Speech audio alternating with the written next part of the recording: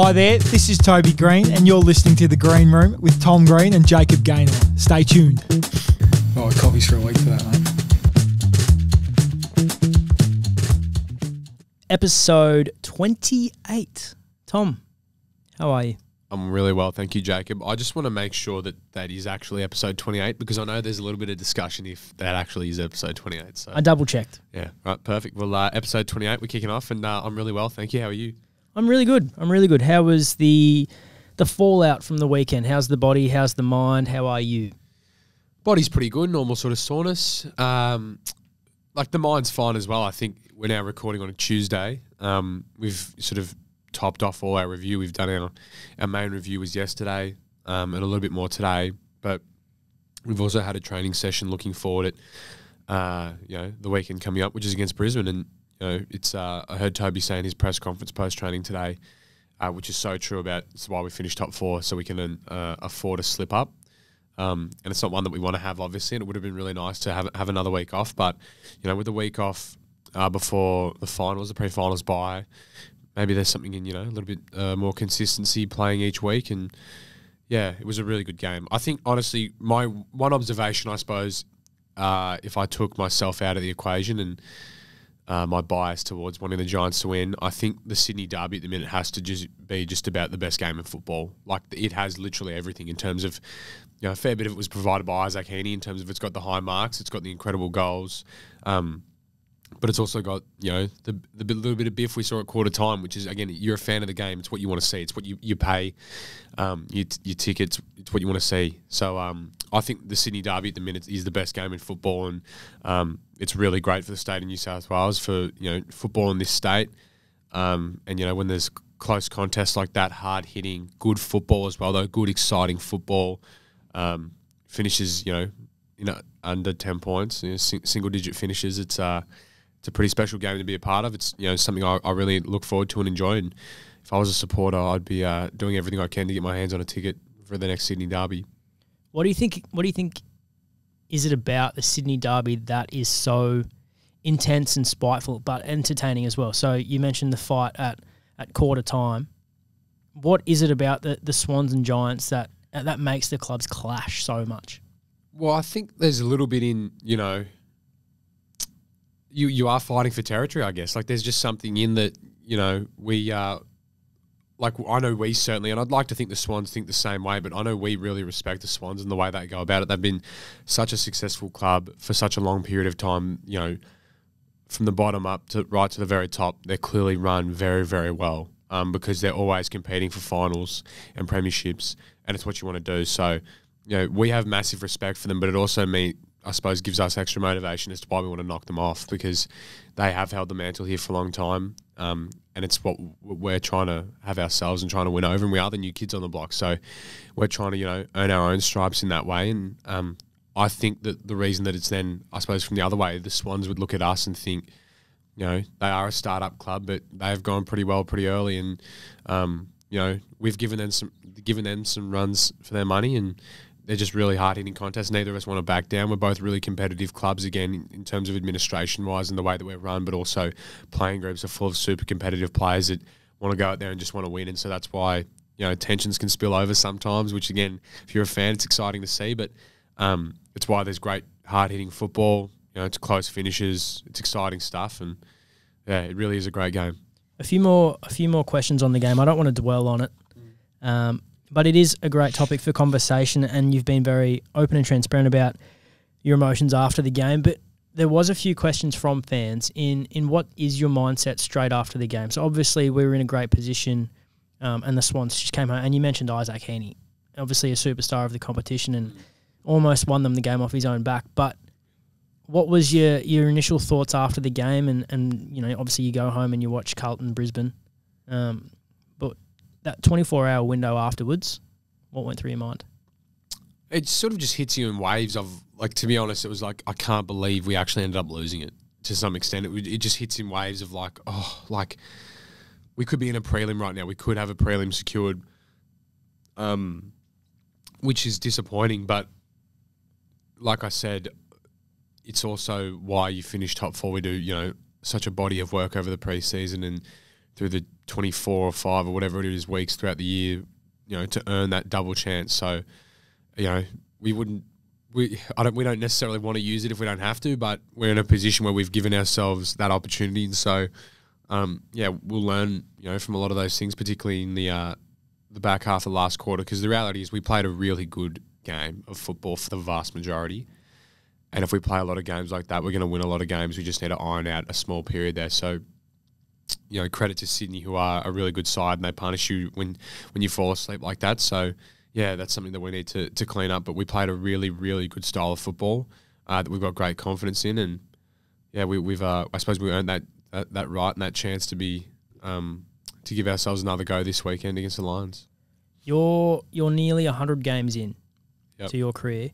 And you mentioned at the start of the show how important, how big the game is getting for New South Wales. Have you heard a crowd that loud? No, certainly not in New South Wales. And the prelim last year springs to mind of louder with just having more people there. But my God, on the weekend it was loud. And I've got to give I want to really thank our Giants fans because they came out in numbers. I'll be honest, I expected something of a bit of a red and white army there, but while they were there, while they were loud, our Giants fans there was plenty of orange and charcoal in the crowd, and when we were kicking goals and getting a run on, it wasn't just a silent crowd, it was cheers for us. So I can't thank our fans and our members enough. The support they've given us all year, the support they've given us since our inception, and in all of our finals runs, it was really noticed on the weekend. And we absolutely love you guys. And please, I have no doubt that this weekend the Orange Army will be out in force, the Orange Tsunami. But I can't wait to hear the noise they can make this weekend for us. I certainly echo that statement. But before we move to questions, before we move to the challenge of the Brisbane Lions, one thing I want to talk to about the game is that Isaac Heaney is alive today because of Jack Buckley. Yeah, I did see that. I saw that his mum, Isaac's mum, was really happy with Bucks' efforts as well. And I suppose you can, when I say make what you will of moments like that, is it a reflex? Is it? But that's genuinely the person that Jack Buckley is. It's why I love Jack. Why everyone loves Jack Buckley. It's why he's been on here twice, because we love having him and we love being around him. But genuinely, even if it is an instinct or if he had the conscious thought, whatever it may be, it is actually an action that is a testament to his character. He's always thinking about other people and putting others before himself. And so in that moment, even though he's just ended up on highlight reels forever, his also first thought is, I've got to I don't want someone coming down and hurting themselves here. So, it was an incredible mark. And I think I'm in the camp, by the way, of mark and goal of the year should count for finals too, because that's part of the season. And I agree. If spectacular stuff like that is happening, you should win the award. Well, we've seen week 1 of finals, Isaac probably takes home mark of the year and Jeremy Cameron takes home goal of the year. Yeah, they were both honestly incredible. And I think that there's also something in the fact that they're executed in finals does make them better, and that should be counted for. So, I think I saw Kane Corns as well talk about it might be a top 10 or 15 mark he's ever seen, and he's probably right. It was unbelievable. I spoke to Isaac yesterday, and he said that he messaged Bucks on Instagram. Yeah. Just kind of thanks, mate. Actually, I'm probably playing a prelim because of you. Yeah. You saved me. Which then again, from a Giants perspective, he's the reason we're playing this week and not next week. or not straight to next week. But I think it is a testament to the person that Bucks is. It was an incredible mark, an incredible save. Yeah, it was. Incredible plays all around. Great. Before we get into questions, you beat me to the topic of mark of the year, goal of the year in finals. Yeah. Perfect. Nailed it. Great question, great answer. There's two other things that have made headlines this week. That is of Jack Ginnivan and his cheeky comment. So for those that are not aware, Brodie Grundy, obviously part of the Swans setup, won over the weekend and posted some selfies to Instagram. Jack Ginnivan from Hawthorn went and commented and said, "See you in 14 days," essentially saying that they'll get through Port Adelaide and see the Swans in a preliminary final. Poor Jack, he can't do much without the spotlight on him, and he started to cop it from our friend Paul Roos and media personalities alike. But what are your thoughts on the comment? As a teammate, if Jack was your teammate, how would you react to that comment? Yeah, I don't know. Well, first thing I want to actually say, I loved his celebration Oh, it last was week when he good. kicked it. But also just because, Perfect time of game. yeah, all that. But also, like, he played well. And also, I think the media storm created around, like, look, I don't know for sure what he was drinking, but I'm going to assume that I think it was not vodka. I think it was lemon lemon lime lime bitters. bitters. Yeah, those are your heads at. yeah, vodka lemon lime bitters.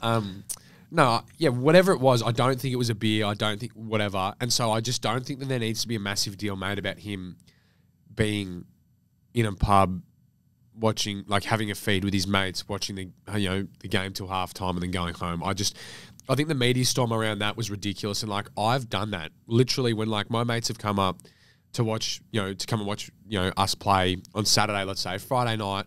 We'll go to a pub, I'll have a Coke, no sugar, and sit there and have a meal with my mates and watch the footy and then go home. And I don't, like, there's just nothing wrong with that. And one thing I suppose it just showed me you can't get away with much in Melbourne. No, quite that's what I was about frankly. to say. In Sydney, different. It made me think about that big time, that up here, I can do that whenever I like and there's just no big fuss made about it. Because again, but you're not doing anything wrong. So that was my main point, is that I really think the media storm around what he did last week was ridiculous because he did nothing wrong. And I think he's got every right to be doing stuff like that. And that's why I loved his celebration then, just winding everyone up, cracking the beer and knocking it back. I thought it was hilarious. And also because he played a good game in a big finals win like that. So I thought that was really, really funny. As for the comment, initially, you know what's funny? Initially, I don't know if he thought like this. I didn't even realise, like, as in, because for some reason in my mind as well, they'd won a prelim, and so they would just throw. Yeah, I don't know why I didn't really think about it. So it sort of, then I realised everyone's making the point, and I was like, oh yeah, true. My sort of take on that sort of stuff, and it's only my personal take, is you just don't need to give the opposition any more ammunition or any more motivation to beat you. So I don't know.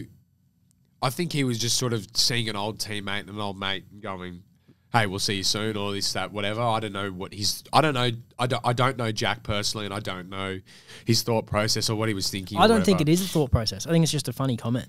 Yeah. And now because of who he is and where he is. Yeah, I don't know. I just don't, I don't think you need to give the opposition any more ammo or any more motivation to beat you.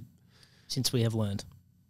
Yeah, well, I mean, I don't really think you didn't really fire them up last week too much anyway. So Didn't say a thing. yeah, so, but yeah, I don't know. I again, I can't really comment on if I was his teammate or anything like that. I'm not really sure how I'd react. But yeah, I just think you don't necessarily need to give the opposition more motivation to beat you. Very well said. The last thing I want to mention or talk about before the question segment is the AFL Rich List was released. So the highest paid players in football. The new faces, a few big surprises, and of course some eye-catching contracts for all the wrong reasons. This is the full list. So I'm not going to go through the full list. There's 100 names. But our very own. Josh Kelly was on there. One of my good friends, my co-host, Tom Green, who once bet me $500, is now part of the AFL's Rich List. Now, I'm not you've sure. read it. I have read it. I don't know how. Sorry, I do, but like those things aren't entirely accurate. Is all I know I'll yours say. isn't accurate. It says you're 29 years old. Does it? Yeah. Well, I'm more. But I think that's the only mistake. No. That's the other point I was trying to make. Is I'm not sure those contract numbers are actually completely correct. Unders? But one thing I did appreciate, if you click on there, because I'm assuming you're viewing the Herald Sun thing. Let me get to it. Yeah. Get to it. So Get to it. So okay. So Tom's come in at number 90. So you are the 90th highest paid player in the AFL. Well, again, according to and the reality is... Don't defend yourself. No, I'm not defending. I'm actually saying, and this is the truth, is that there's obviously not specific figures given in this because people don't know for certain. And so... It's a ballpark. Yeah, it's a ballpark. Pretty accurate ballpark. Well, I don't know about Very that. small, tight-knit ballpark. No. That's nailed it. No, there's wiggle room in them, and they're not entirely accurate. It's So- a guesstimate. Okay. So Tom's come in at 90th. Valued anywhere between, this is the ballpark, 650 You to don't- 750,000. You... Wow, that's a number. So the $500 is big from you. Thanks, mate. But as Tom was alluding to before, I just again want to just reiterate that these figures are guesses. People don't $100,000 shy of where you're actually at. They're guesses.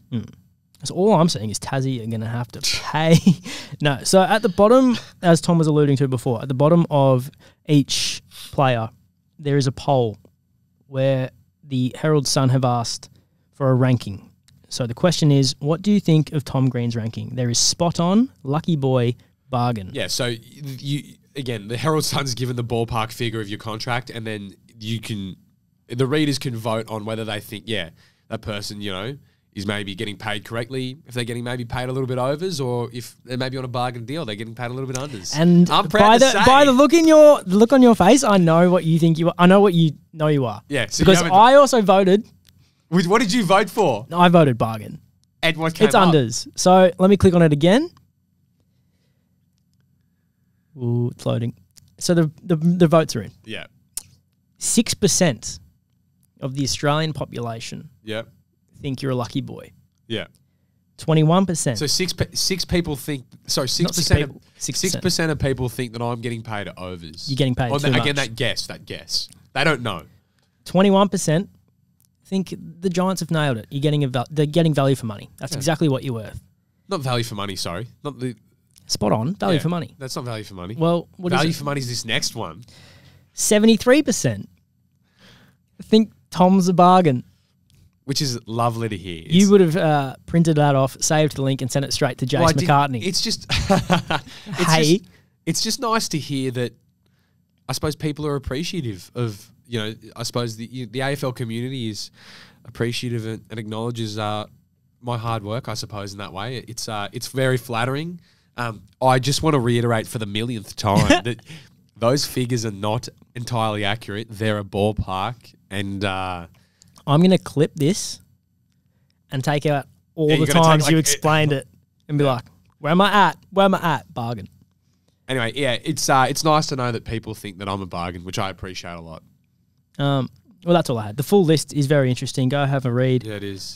Tom Lynch comes in at number 1. He does, yep. Anywhere from 1.4 to 1.5 million. Hard to... Well, I mean, I think it's just the landscape that we're travelling into. There's going to be players that are getting paid $2 million a year pretty soon.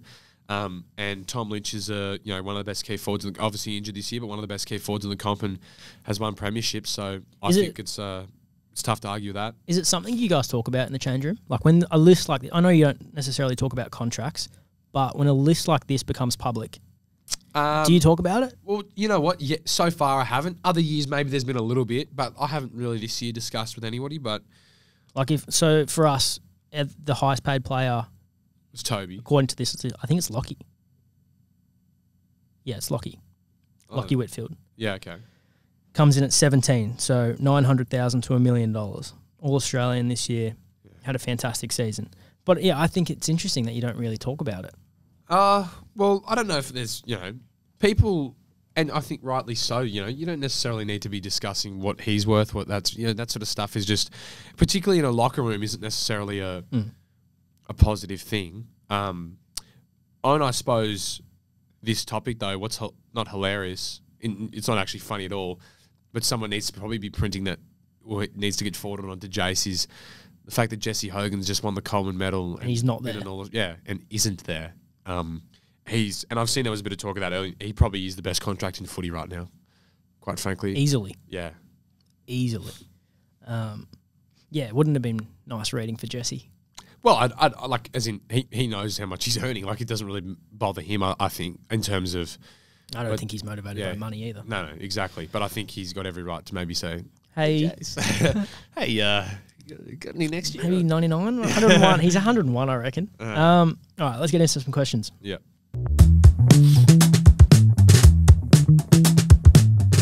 Tom, what is the weirdest rumour you've heard about yourself?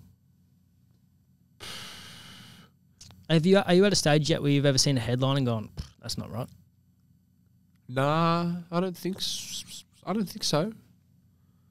know, I'm just asking. No, I don't think so. I don't think I've heard any weird rumours about me. Like, maybe people just aren't telling me. I don't know. I don't think I've heard any weird rumours about myself, I guess. No, I don't think so. What about yourself, Jacob? No, none stand out. That I'm 5'4". That's ridiculous. I'm 5'6". Wherever these cameras are.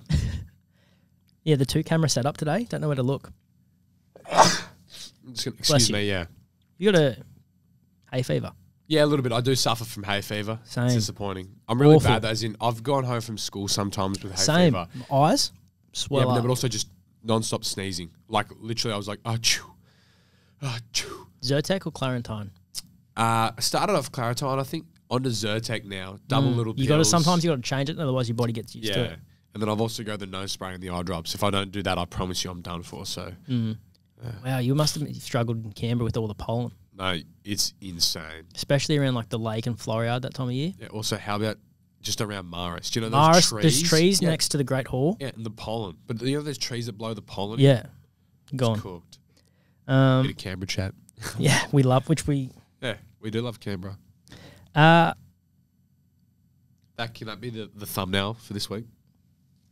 how you doing that? That?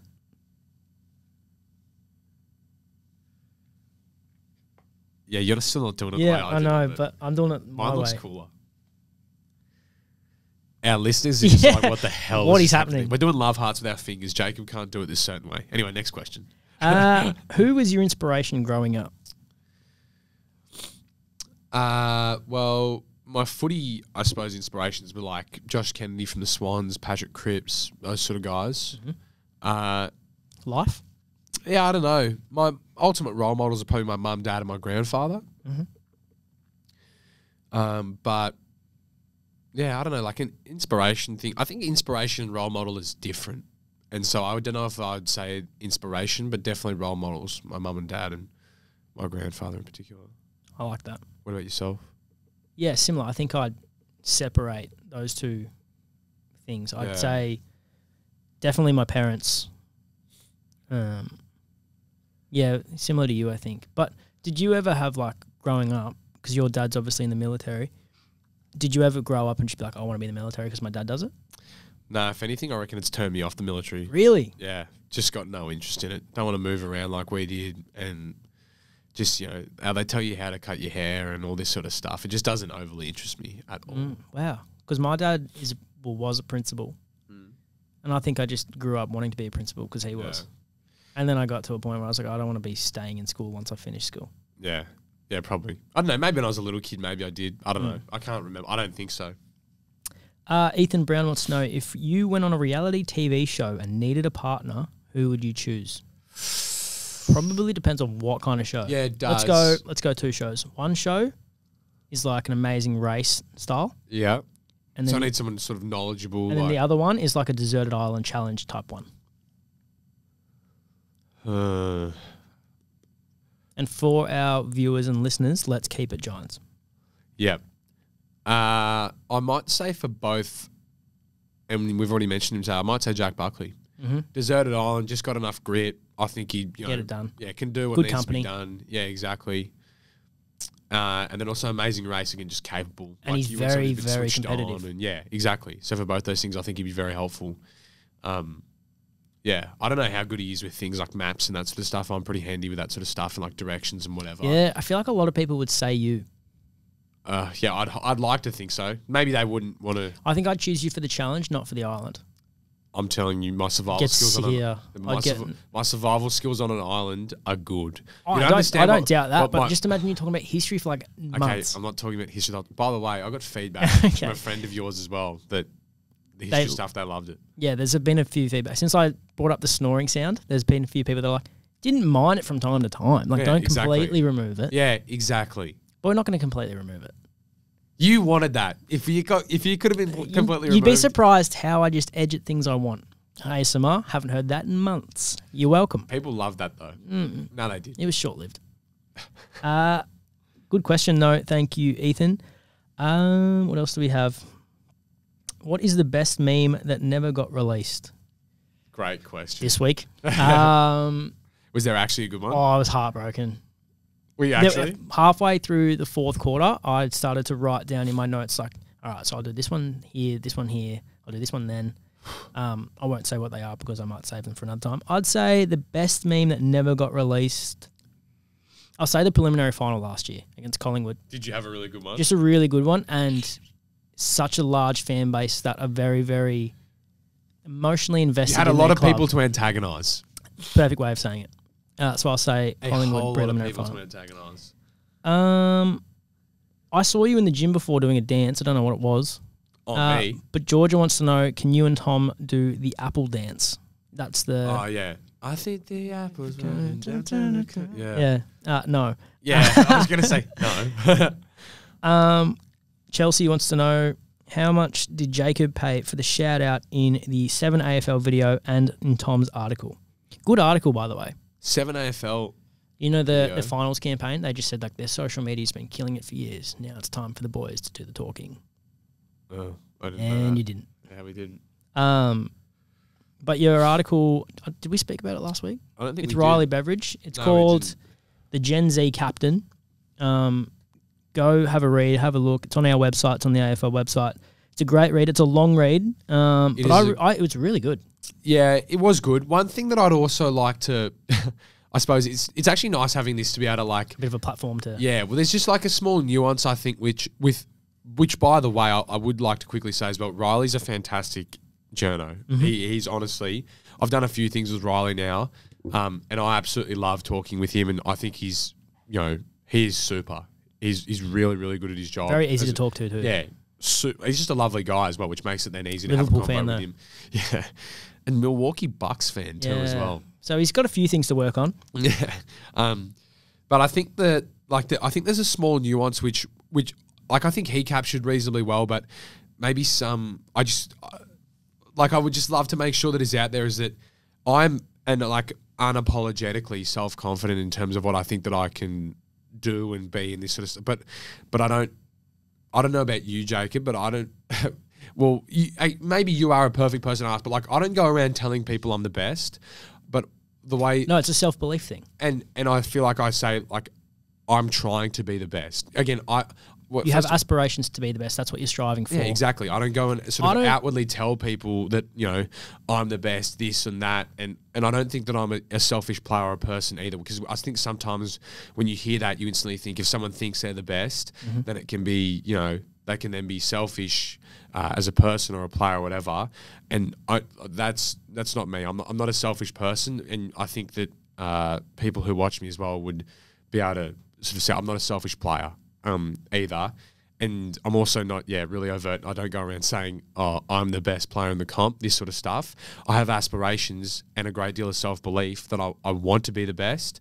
And I'm unapologetic about saying that I want to be the best. And I've said before as well, I think that, if you aspire to be the best, maybe I'll never get there. But if you get close, it's going to help us, it's going to help me be the best player I can be. It's going to help us as a team as well. And so I think that's, the best way of looking at it, which I think Riley encapsulated really well in the article.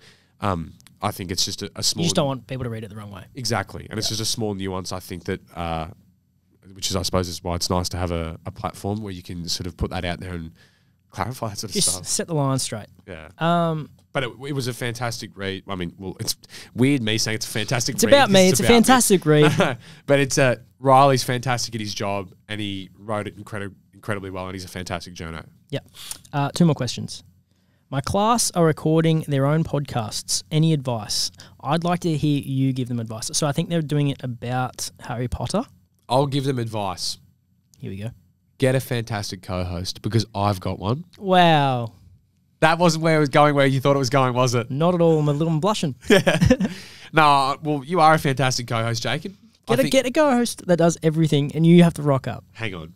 Again, the trade-off... I'm sorry, I'm ruining that nice moment. And also, the trade-off for that is that you get to clip whatever you want from me and have boy, have you said some things today. And why do you think the podcast every sort of 3 weeks ends up trending? Ends up in the news for all the wrong reasons. Yeah, exactly. So that's the trade-off. You get to do everything, and then you get to just use me as a clickbait. That's good advice. It's good advice. Yeah, get a good co-host, and I think the podcast will work well. Get a good co-host and a high-profile name, mix it together. Anything can happen. And you get controversy, but listeners. Yeah, great advice. My advice would be practice makes perfect. We've had a couple of, of lulls here and there. We've had a few episodes rolled out and thought, I'm glad that wasn't our best. Yeah. Like, we weren't horrible by any stretch, but... I don't think we've ever been horrible. Yeah, but it's just like, were we really peak performance today? were we there? Yeah. No. Probably not. But Do we need a lift? We will. We'll come back. It's a long season. Episode 28. It is a long season. That's a lot. Yeah, it really is. Are we running this back next year? it's a contract year. We'll see what happens. We're not going to guarantee to the Giants that they're getting numbers. We'll explore our options. Yeah, we might take it to like Listen R or one of those other studios. Triple M. Yeah, They might want us. It's like, those things where AFL players are out of contract, they're seen having a coffee with someone. We'll go and have a few coffees. Well, Yeah. who knows? You don't know what we'll we do. should set it up. I'll Yeah. get the tripod and the camera, and we'll set up go set it up ourselves from- leaving Triple M studios or something like Just that. get a friend of ours with like a hat on. Yeah. And the back of them, you just see us two and a hat and go, hey. We're going to Clubby Sports with Dill Buckley. Exactly. We're taking our talents to South Beach. Clubby Sports want to send me one of their zip-up hoodies, by the way. Feel free Or a to. hat. I like their hat. Yeah, they're pretty cool as Well, well. Dill says he listens to every episode, so I'm Yeah. sure. Let's really test that out, huh? Yeah. Yeah. See, Dill. Last question. Did Jacob or Tom cop anything from Swans fans over the weekend? No. You don't check your messages though, do you? Like your DM requests. No, like sometimes I do. I haven't after the game. I can't imagine No, that I very good. would have, but I don't think so. no, I don't think I have. I got a couple of things, but nothing bad. Nothing you're not used to. Yeah, nothing bad. All right, we're going to go straight into the poem. Ready? Oh, no, we're not. Song of the week. Song of the week. No, that's good. Save. Yeah. Because I literally have it in my notes and I don't know why I skipped it. Song of the week? Song of the week and then poem. All right, done.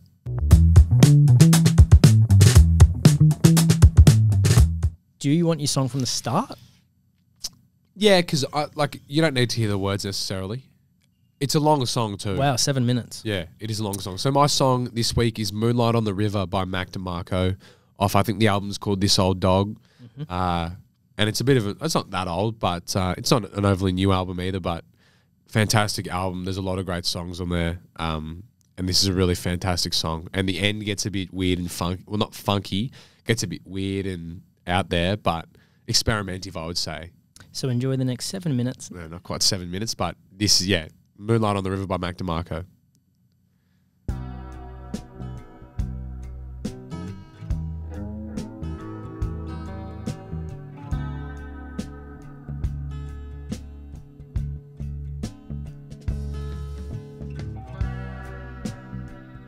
Do we go towards the end? No, you don't need to hear that weird stuff because it might, like when I say throw Ruin the people vibe. off. Yeah, you just got to. But I like it. It's really relaxing. It's a little bit sad as well. If you look at what he was writing about, it's a little bit sad, the song. But it's like a nice to just be able to listen to and just chill out to. I think I'm not a big one for listening to music that's going to make you sad or in that sort of thing. But it is a really nice song. Are you reading about it just there? No. Oh. I was just trying to find my song. Nice. What was my question about? I like it. It sounds like you'd kind of either walk into a really cool bar or a really nice little like coffee shop. Yeah, there's a little bit of that about it. I've got my song. Nice, mate. Okay, so Sons of the East. Have you heard of them? No, I haven't. Pretty sure they're... Actually, I'm not going to say what I think they are because I'm not sure. All right, ready? Yep.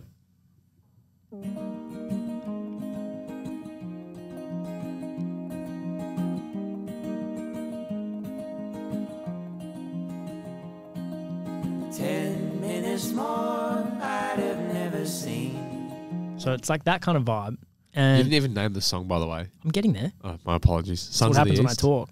Yeah. It must be luck, Sons of the East. It must be luck. It must be luck. Nice, like it's kind of like a relaxing folk, kind of like coastal vibe. Yep. And this song, I actually found out the other day. I was listening to it, and one of my friends knew the song and explained the story. And it's essentially about a singer who was just doing a gig, looked into the audience, locked eyes with a girl, fell in love, wrote a song about her. Now they're married. And it's a true This is one of story. their big songs. Yeah, That's very sweet. I know. Mm. Maybe we should get on stage. I'm good. But that's my song of the week. That is a nice We one. will be receiving feedback. We always do. Yep. I'm happy with those, though. 2 pretty good songs. 2 very good ones. All right. Poem? Yep, poem.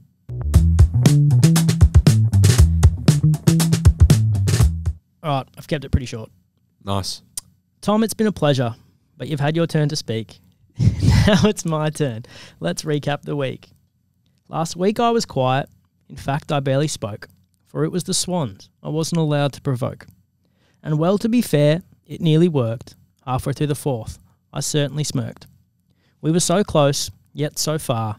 There's no doubt Isaac Heaney's a star. He's arguably better than prime Nat Fyfe, but Jack Buckley genuinely saved his life. He put them on his back and carried the whole team. He robbed us of a week off and me posting a meme. That's the loudest SCG has ever been. That's also one of the greatest games that I've ever seen. The good news is the Giants, well, we're not done yet. A date with the Brisbane Bears on Saturday is set. I can't wait for the game. Boy, it'll be loud. Our home stadium, our home crowd. For this poem, I went with a new technique. I've decided not to roast Tom, but just for this week. Instead, I'll keep the poem nice and short. This week, Tom, you have my full support. You're in good form. Just look at your stats. So dominate again, and then we're off to play the Cats. So stay tuned to Giants socials this afternoon. There's another Cooper video coming soon. Wow. First of all, yep, well done, Jacob. Another week, another poem, another good poem too. I didn't know that about the Cooper stuff. There you go. Cooper vid coming soon. We're off the leash. Right, I'm excited. I assume there's going to be some Brisbane Bears references and judging my poem as well. Yeah, I didn't want to give too much away. It's hard to write so many different things. Yeah, there's going to be some Brisbane Bears references, no doubt. Brisbane Lions, Bears, Fitzroy. Yeah. They've got a couple of names to get through. There will be a bit. You know what? 7.8, I thought. Quite okay. good. Pretty good that's the first considering time there was I haven't nothing given really... a half or a whole number there, by the way. I think that's the first time we've dabbled in the 0.8s or anything like that. Okay. So 7.8, yeah, short, sharp, pretty good though. Yeah, liked it. In general, liked it. Cool. That's all I needed. Next week I'll come hard. Yeah, do it. Do it. And I'll... Don't look at me like that. And we'll be talking Rich List, I think, next week. I saved it this week. I wanted to pump you up, big game. You'll probably have a career high 45. You talked about it. No, but in the poem. Oh, right. Yeah, we'll get to it. All right. So, obviously, a relatively quick episode. Yeah, relatively. Skipped a few segments that we normally traditionally do because there's something we want to talk about. Yep. We don't have too much longer. Tom's got places to be. But this is an important subject that we are going to spend proper time on. You ready? Yep.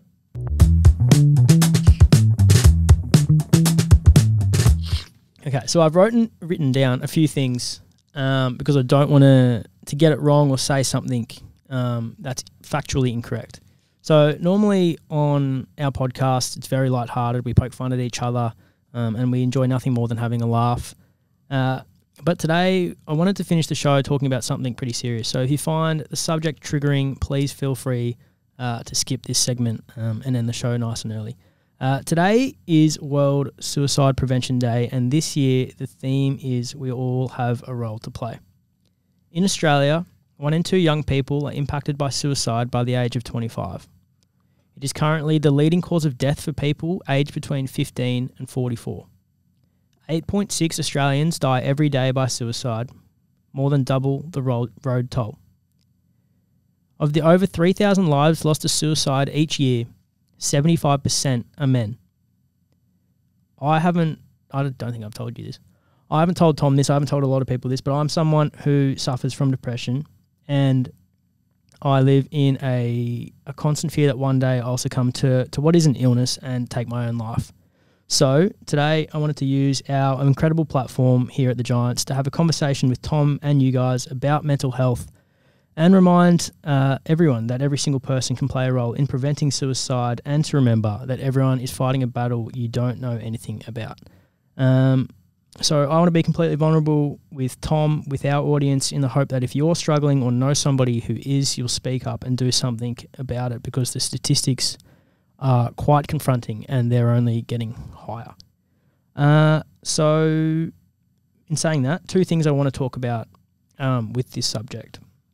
The first one is I think it's to be completely vulnerable with you guys about my own experience with mental health, but not only how it impacts me, how it impacts my family, my friends, and the people around me. So I think the one thing that I in particularly struggle with when it comes to mental health is the guilt of feeling bad or down when I don't necessarily think I have something to feel bad or depressed about. So on paper, you know, everything can be going so well. A few weeks ago, I called one of my best friends, Tom. Not you, Tom, other Tom. Called one of my best friends, Tom, and he asked how I was, and I honestly had no reason to be sad. We had an amazing week at the club. I'm pretty sure we just come off a win. We had I had the Speedo commercial that week. But yeah, I just felt down, empty. Nothing was like, I should be the happiest person in the room. I wasn't. And so I think from that, for a long time, I've been embarrassed to be depressed. I didn't want to tell my friends about it. I didn't want anyone to know that something was wrong, and I wasn't really willing to talk about it or openly admit I was struggling, which is something that I've worked on. And now I'm in a place where I think I'm quite good at it and quite good at communication with those that I trust.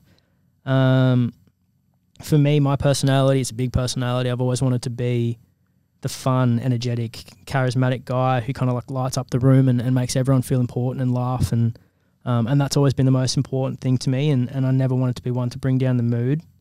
And I've always kind of just seen myself as like, what does he have to be sad about? He's got an amazing friendship group, an amazing social circle, a great job with great people. He's the funny meme guy from the Giants. He just must be a ball of fun. Like, he can't be sad. Unless they lose a derby, maybe. But yeah, I guess I didn't want to push my own struggles onto other people. And growing up, I was awful at it. If I was down, I wouldn't tell anyone. I wouldn't do anything about it. I'd kind of just suppress it and, you know, wait till I was by myself to kind of let anything out. And I think that's the wrong way going about it. And it's draining.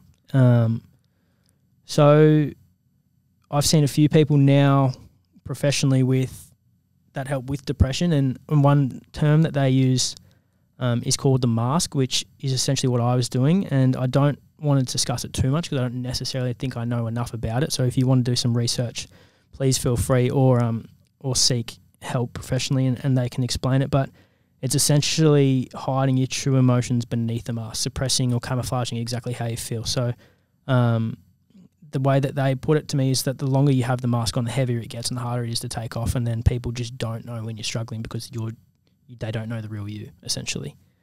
So for me, growing up and being in my late teens or early 20s, I saw a pride in wearing the mask. Like, they don't know. Like, how good am I? I'm such a good actor. People have no idea what I'm going through, and that, for me, isn't the right way to go about it.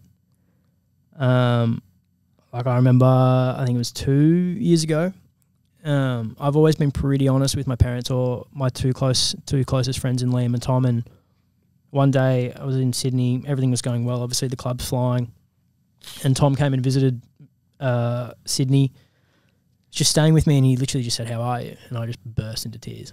I had no reason to be sad. I was, you know, relatively okay, and then I just started bursting into tears. And yeah, it was just kind of confronting that I was like, okay, now I'm not okay. And just having someone there that you can trust and be yourself in front of was kind of like, it was just a huge weight off my shoulders, to be completely honest with him. Told him exactly how I was feeling, told him everything that was going through my mind.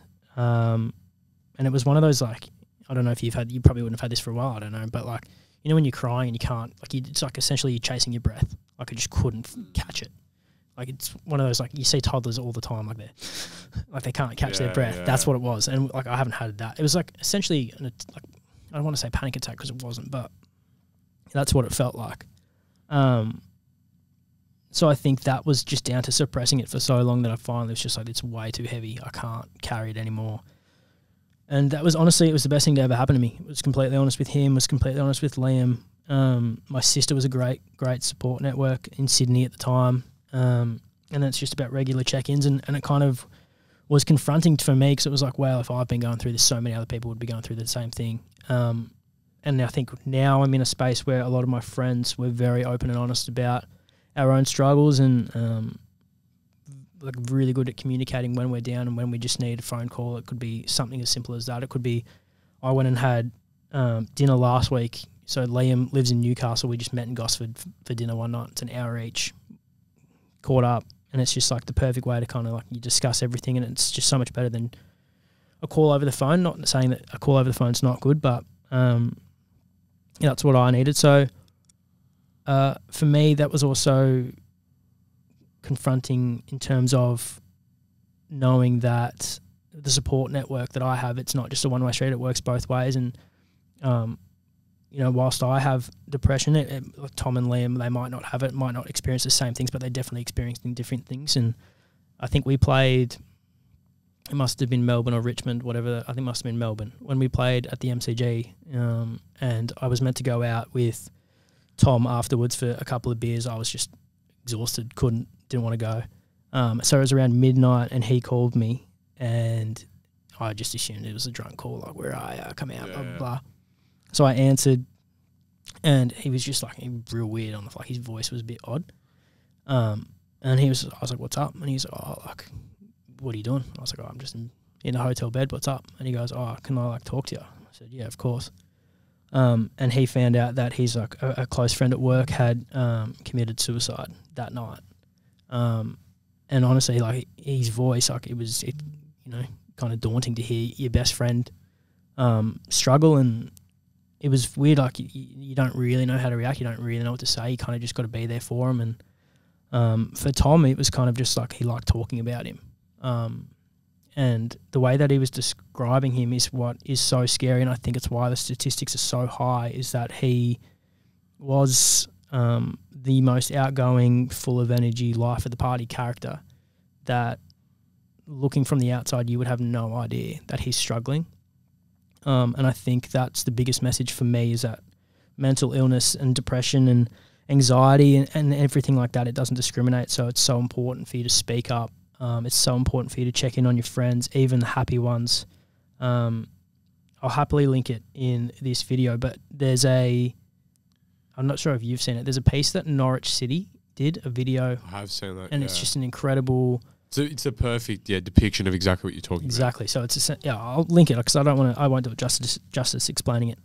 But that's kind of my experiences, very, obviously quick, but for me it was more kind of like, as someone who hasn't necessarily, I'll be completely honest and transparent, I've never attempted suicide, but it's crossed my mind for sure. But kind of seeing Tom, who wasn't necessarily the closest person with this guy from work, but just how profound the impact of his death was on Tom's community, on Tom's friends and family, who, like, it's so wide and so widespread, all because of this issue that we should be on top of.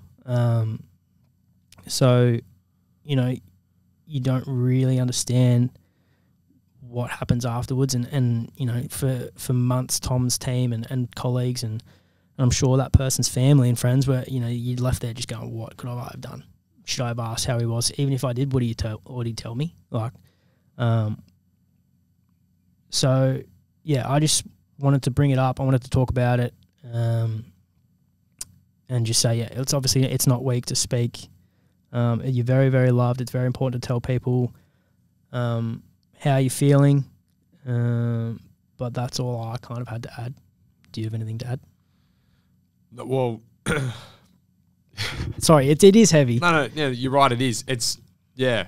Well, I think first of all, thank you for sharing that, but also thank you for trusting me, I suppose, enough to tell me, or feeling comfortable enough with me to tell me. I think, yeah, you're right. It just, as you said, I suppose what you're talking about and what that Norwich City video talks about and stuff is like a lot of people who know you and know your personality, and even people who don't know you that well but see, I suppose, what you do with our social media would have an image of you. But it's irrespective of those images, or irrespective of someone's, I suppose, personality, you can still be going through stuff. I think, as you said, like it's certainly not weak to speak at all. And I think it is, like you talk about that burden that you had, and I think the best thing you can do is speak to someone about it, because you instantly feel like, as soon as you share something like that, it just makes it a little bit better. It's almost like when I say two people carrying that load, but it's not exactly like you're dumping it on them and they're carrying it for you, but you just feel like that outlet, that helps you a lot. I think the other thing, like I've got to be completely honest as well. Like my mental health, I think has honestly for most of my life been really, really good. I've been really fortunate that I don't feel like I can really, when I say like I don't feel like I've had to, I suppose, go through that stuff, which I count myself as very lucky, and I understand that it's a very privileged position that I'm in. But I think another important point that you sort of make is the reason it's called mental health is like with your physical health too, it takes upkeep. It's not something that is just set and forget.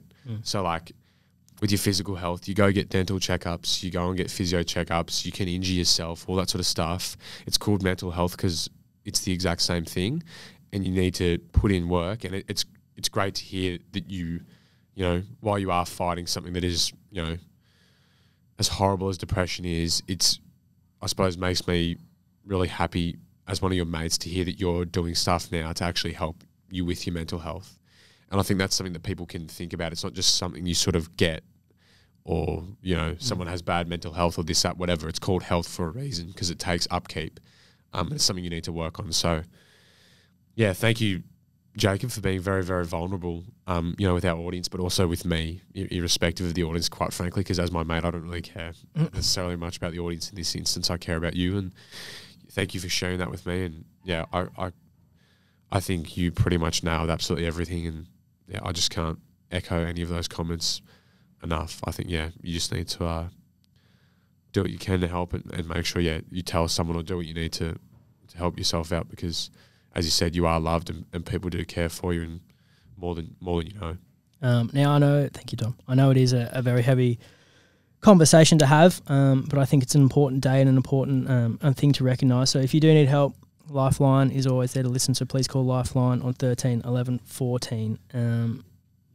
And I don't necessarily want to end on that note. I think it's a bit sad. Well, so I've seen something that has to do with this subject, and I haven't told you we're going to do this. Yeah. So a couple of weeks ago, if you're an avid listener, you might remember or recall, we spoke about calling your friends and just telling them that you love them. So, So me and all my friends openly, whenever I'm on the phone, I was on the phone to a couple of mates yesterday. You're always in the phone call with "love you, mate" or "I love you." And you said you don't really do it. Yeah. So I saw this idea. So this is from TikTok. So She's Not Your Rehab is the page on TikTok, and it's essentially just promoting men's mental health and being transparent with your mates and telling them exactly how you feel. So to end the show, I want you to call one of your friends, and I just want you to tell them that you love them. You can choose the friend. My more issue, I feel like I'm going to call someone who's going to pick up. That's also an issue. Yeah. 4 o'clock, 4:30 on a Tuesday. Who doesn't work at 9 to 5? I'm more worried that someone I call is going to... We can edit. Yeah, okay, We can edit. Sure. I'm going to call Flinny. Matt Flynn? Yeah. See if he picks up. He'll pick up. He's on holidays. I hope so. You might have put it close to the mic. Rena. Big P, what's happening, mate? Not too much. What are you up to?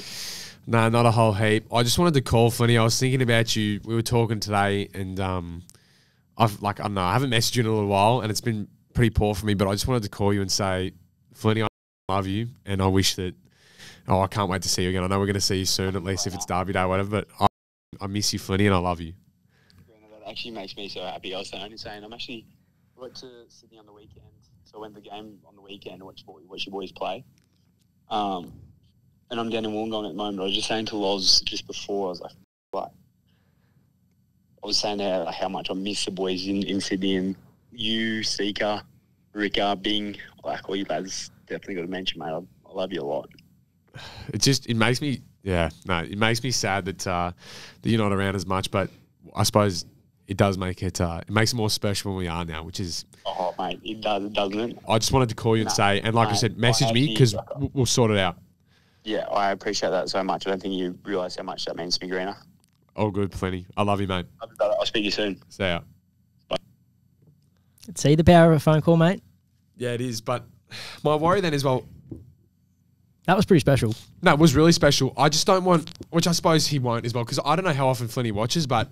I will ask him before we put this in. Yeah, I don't want him to think that... you know, when I say I've done He's it, just done it for a phone call. Yeah, it has illegitimized it. I don't think it has it all, but that's why I don't think once he knows what we've been talking about and that you chose to call him, I don't think that undermines what you've just done. Because I think that's pretty special, especially how he reacted. Yeah, no, that's it is really exactly the message we want. And the other thing about it though reach is, out. like, everything that I said was true in terms of I haven't spoken to. I don't keep in regular contact with him as much as I would because I love Flinny. I do love him. He's a funny man. He's such a nice guy, honestly. And One of the nicest in football. Yeah, just I miss him. I miss him a lot. I love him, and so yeah, it's nice to be able to tell someone like that. Like it. That was a nice note to finish on. That was a beautiful note to finish on. We'll obviously edit the phone call. Yeah. And put the nice wholesome parts, not the little bit in the middle. But yeah, hopefully with Flinny's permission we can post that. Yeah. But no, thanks Tom. Thanks for listening. And thank you to everyone that sat through and listened to that. That's my experience with mental health. And as I mentioned, Lifeline is always there to listen, so please reach out for professional help if you need it or know anyone that does need it. Tom, in saying that, good luck against Brisbane this weekend. As you mentioned, the crowd on the weekend was phenomenal. I cannot wait to see it happen again this weekend. Do you want to do your little outro? I'm not going to make it as lengthy as it normally is. I think it's we should finish on a poignant note. Thank you for listening to all our listeners, and we'll see you next week.